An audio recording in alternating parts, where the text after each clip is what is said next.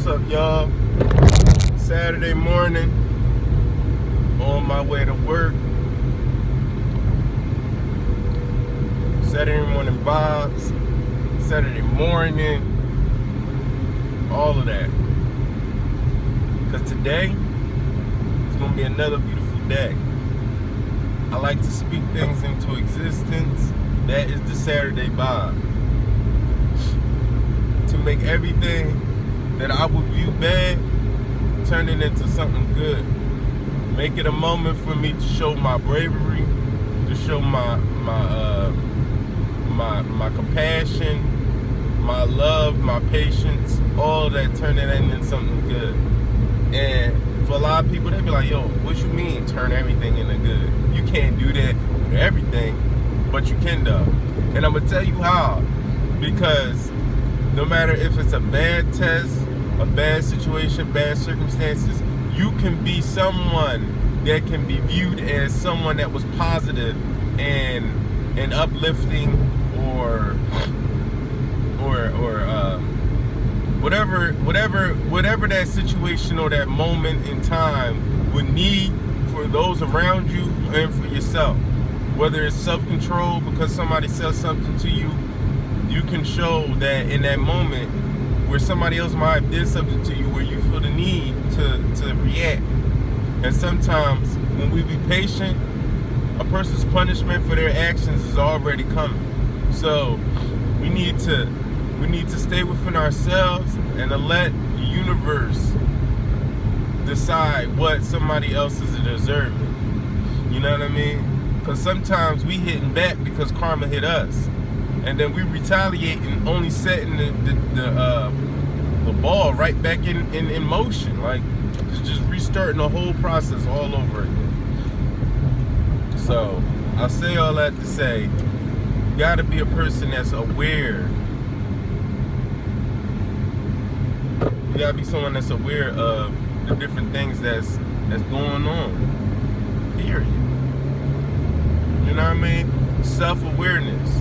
And I say self-awareness because you want to be aware of whatever those situations is going to bring out of you. Everybody doesn't have the same things brought out of them. And that's the beauty of so many people being on this earth, because we don't all go through the same situations at the same time, nor do we go through the same situations the same way.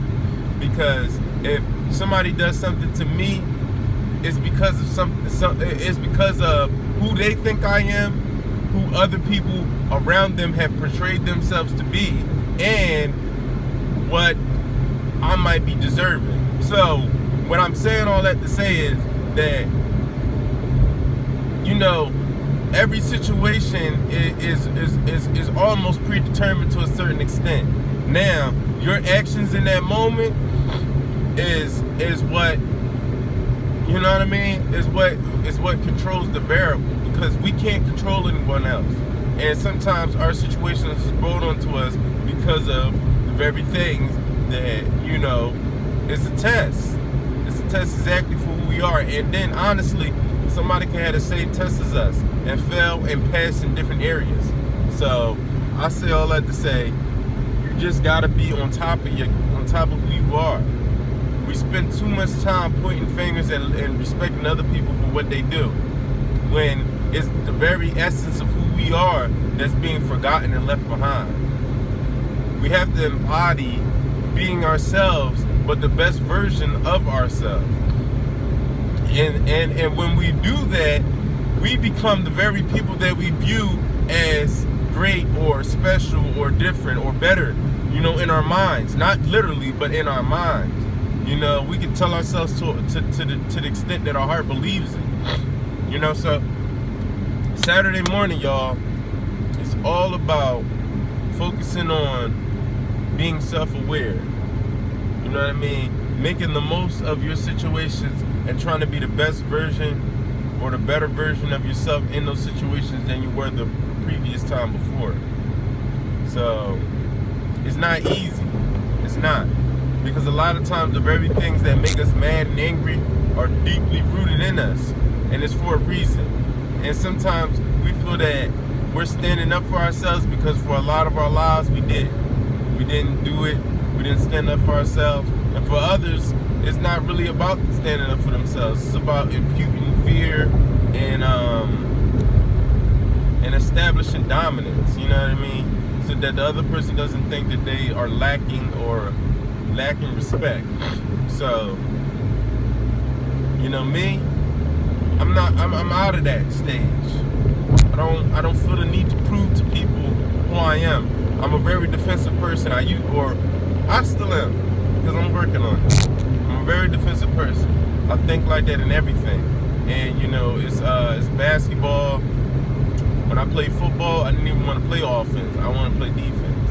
I was so used to never being given the proper attention, so I felt the need to use my skills in a different way. So I would always put myself in situations where I didn't have to wait on anybody to do anything. And it can be it's a pro and a con to it. It's a pro and a con to everything. But it really takes a toll on you as you get older, because you can't really move forward thinking like that. You know what I mean? So as people, we have to be aware of what it is that's our weaknesses. Don't run from them. Because when you run from them, all they do is chase you because they're yours. It's like having a shirt on your back that's on fire and trying to run. It's best to just try to get that shirt off. You know?